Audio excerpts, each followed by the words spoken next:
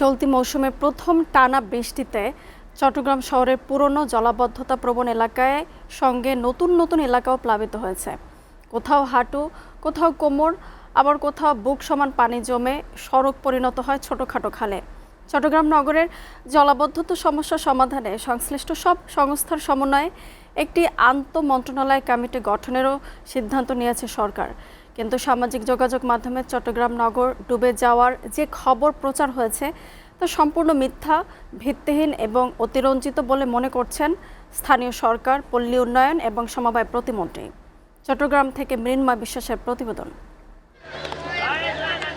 মৌসুমের প্রথম ভারী বৃষ্টিতেই মঙ্গলবার চট্টগ্রাম নগরের অন্তত ২০টি এলাকা পানির নিচে তলিয়ে যায়। এই জলাবদ্ধতায় অন্তত ৫ লাখ মানুষকে চরম ভোগান্তি পোহাতে হয়। রাস্তাঘাট, অলিগলি ও দোকানপাট পানিতে ডুবে গিয়ে থমকে যায় নগরীর স্বাভাবিক গতি।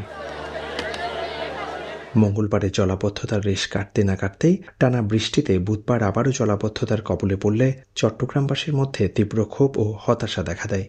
চট্টগ্রামের জলাবদ্ধতায় বুধবার সংসদ অধিবেশনে দুঃখ প্রকাশ করেন প্রধানমন্ত্রী তারেক রহমান। এখন তো এটা অনেক বড় একটা ওয়াটার লগ হয়ে গিয়েছে, স্বাভাবিকভাবে একটু সময় লাগবে। এই কষ্টের জন্য আমি আমার অবস্থান থেকে চট্টগ্রাম শহরে বসবাসকারী সকল নাগরিকের কাছে আন্তরিকভাবে দুঃখ প্রকাশ করছি। আমরা চেষ্টা করছি যত দ্রুত সম্ভব এই সমস্যাটা থেকে মানুষকে বের করে নিয়ে আসা যায়। এরপরই চট্টগ্রামে সে প্রবর্তক এলাকা ঘুরে দেখে স্থানীয় সরকার প্রতিমন্ত্রী সাংবাদিকদের বলেন, চট্টগ্রাম শহর পানির উপর ভাসছে না, সুন্দর আছে। পরে টাইগার পাসে চট্টগ্রাম সিটি কর্পোরেশন কার্যালয়ে আয়োজিত সমন্বয় সভায় যোগ দেন তিনি। এ সময় প্রকল্প সংশ্লিষ্টরা জলাবদ্ধতা নিরসন প্রকল্পের সর্বশেষ অবস্থা তুলে ধরেন। আমাদের হয়তো 2-3 দিন কাজ হতো, but in the meantime এটা সিচুয়েশন হওয়াতে এখন আমরা অ্যাজ পার ইউর ইনস্ট্রাকশন এবং আমাদেরও ইয়েতে যেটা ফাইন্ডিংসে যেটা আমি দেখেছি, আমরা খালগুলো স্যার গতকালকে থেকে খোলা শুরু করেছি। আজকে সকাল 8টা নাগাদ আমার যতটুকু পানি যাওয়া দরকার, যেই পরিমাণ ডিসচার্জ আমার আসছে তার চেয়ে বেশি অংশ অলরেডি খুলে দেওয়া হয়েছে স্যার। এখন কোথাও এক্স্যাক্টলি ফুল বাদ নাই। সভায় স্থানীয় সরকার, পল্লী উন্নয়ন ও সমবায় মন্ত্রণালয়ের প্রতিমন্ত্রী বলেন, চট্টগ্রাম নগর ডুবে যাওয়ার যে খবর প্রচার হয়েছে তা অতিরঞ্জিত।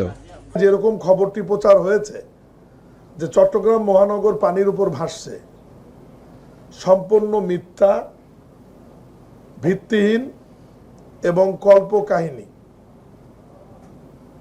আমি স্থানীয় সরকার, পল্লী উন্নয়ন সমবায় মন্ত্রণালয়ের প্রতিমন্ত্রী হিসাবে চট্টগ্রামে আসবার পর আমি সন্ধ্যার পর থেকে ঘুরে যেটুকু দেখেছি, 60 বর্গ মাইল এলাকার এই মহানগর, ঐতিহাসিক চট্টগ্রাম মহানগরের কোথাও জলাবদ্ধতা নাই।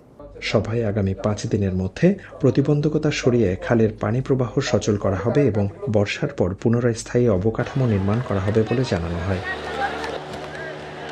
মৃন্ময় বিশ্বাস, এসএটিভি, চট্টগ্রাম।